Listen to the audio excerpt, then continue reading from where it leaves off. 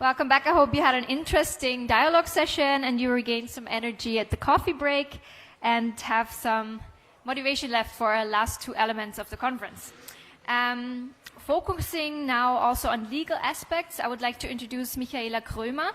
She is an Austrian lawyer with the focus on climate and migration, and she initiated the project Klimaklage in cooperation with Greenpeace, in which several climate-damaging legislative provisions are challenged in front of the Austrian Constitutional Court.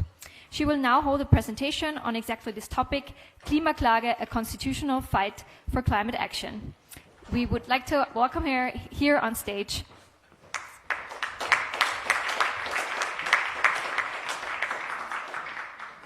I'm happy to see so many faces interested in constitutional challenges at 4:30 on a Friday afternoon. I will try my best to feed this interest of yours with brand new information about a case that I just filed last Thursday, the 20 February of 2020. On behalf of Greenpeace and 8,063 petitioners, I filed a submission with the Constitutional Court asking the court to repeal climate-damaging tax norms. Now, as this might be a bit of an odd move when you think about constitutional challenges, I'd like to explain a little bit why we ended up with this type of submission, because it's actually not that easy. There is a video of us, as you can see, so if time is left, I can also show you a video, but I only have 10 minutes, so I'd rather stick to content. Climate change or climate crisis, as we talk now, means system change, means behavioral change, means change of the rules that we live by. But does it also mean change of our constitution, of the core of our legal system? If we look at our constitution, which very much resembles the constitution of Western countries, we know that we have the European Convention of Human Rights, the ECHR, at the core of it. The purpose, quite obvious, is to protect all that makes us humans.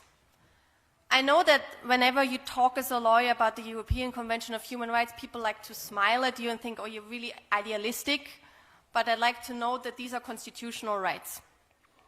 They include Some of these rights also include an obligation. They're connected to an obligation, and that's the state's duty to protect those rights. It does make sense. You don't have to wait that you're close to death or deadly sick in order to claim this right. And also, and that's a very important point, the ECHR says if there is a right and you are in the zone of protection of this right, you have to have the right to claim it. So I have to have a way to make myself heard. There isn't, or there hasn't been so far, a decision by the European Court of Human Rights with regards to climate crisis, as is. There will be filings in April and May, so we will soon hear about that, at least in a couple of years, depending on the decision time of the court. But there's plenty of decision when it comes to environmental hazards. So the right to life is threatened, or let me put it this way. I'm in the protection zone of the state once there is an imminent threat to my life, and this imminent threat is foreseeable. If I put this in climate crisis vocabulary, this means the climate crisis is a foreseeable effect. We have so much science on that almost every one of us could actually write a handbook on how to do and not to do climate crisis. It's known to the states, it's the foundation of international climate agreements, and it's also pretty clear that if the states do not act now, we will be in trouble and life will be at danger and future generations will maybe not exist. What's interesting about the right to life is there is no time span. I cannot just say, okay, I can only claim my right to life if this imminent threat is going to happen within the next 2 years. It just has to be clear from the science, and it has to be reasonable. The right to health derives from a right to privacy and family life.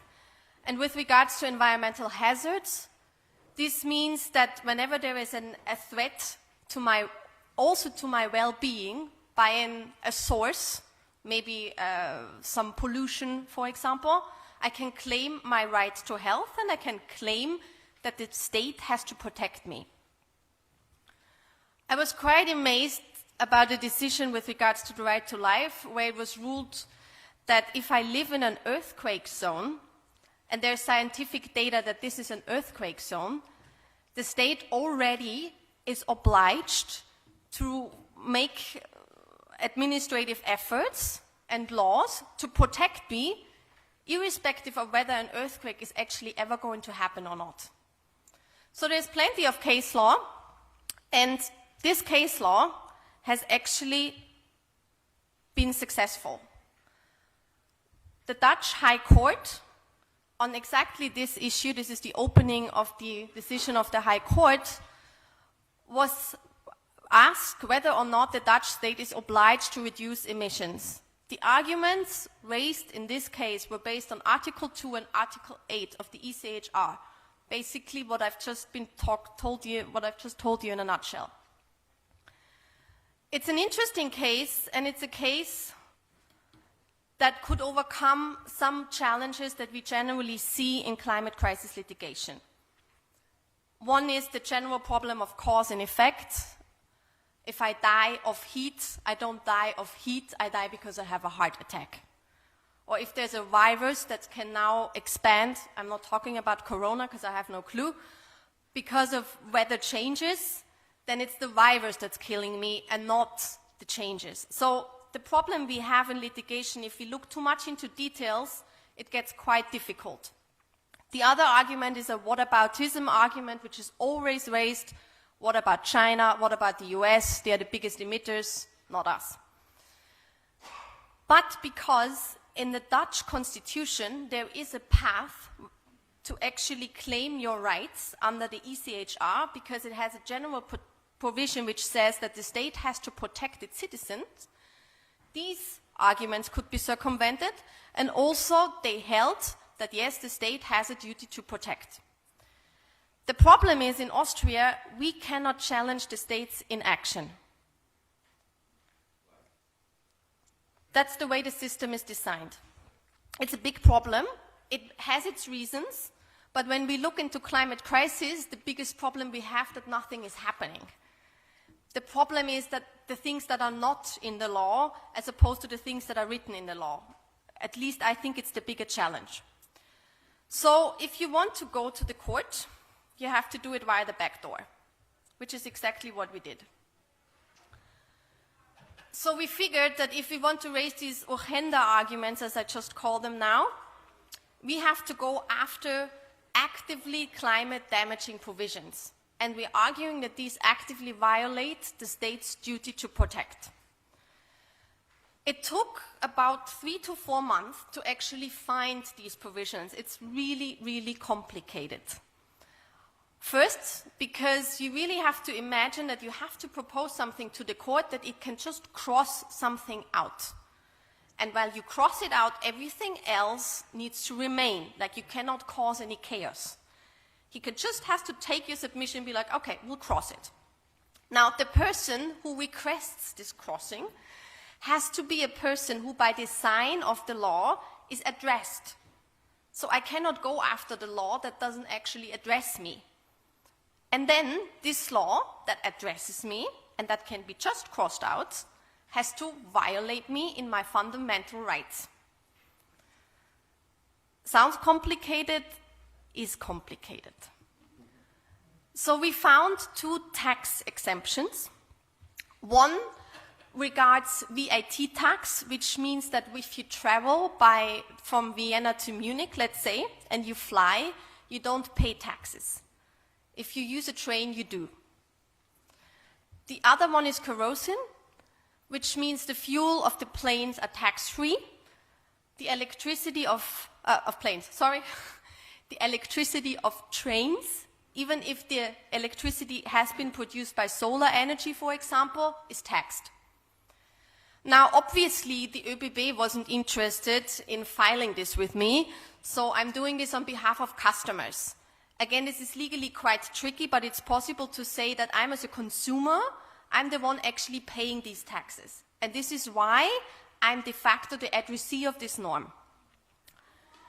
Because a lot of people use the trains, we opened it up, and 8,063, and not 163, that's a typo, joined. We also included a request for preliminary ruling with the European Court of Justice. It's beyond the scope of 10 minutes to explain what it's about, but basically these tax exemptions have been, they are permitted by the European Union, and the question is whether this permission is justifiable when you look at the European Charter of Fundamental Rights. I'm happy to explain more about that later. It's actually a bit complicated. So we have also some special petitioners, people who are most vulnerable when it comes to climate crisis. These are people age-wise at both ends of the spectrum. Interesting facts, elderly females are, according to science, more affected by the effects of climate crisis. They're more heat sensitive. There's actually a case in Switzerland that's probably going to the European Court of Human Rights in the next couple of months, and that's very much based on these lines of arguments. We included a patient of MS, multiple sclerosis. This is an illness which gets worsened by heat. So whenever it's hot, the symptoms of this disease get worse. And this cannot be medically cured, the heat effect of this illness. So they are actually already now in big trouble. Now, I'm going to close off, this is us before the Constitutional Court, by saying that this case is obviously about more than these tax provisions. It's about whether or not the Austrian Constitution is able to live up to its standards in the face of climate crisis. Please stay tuned.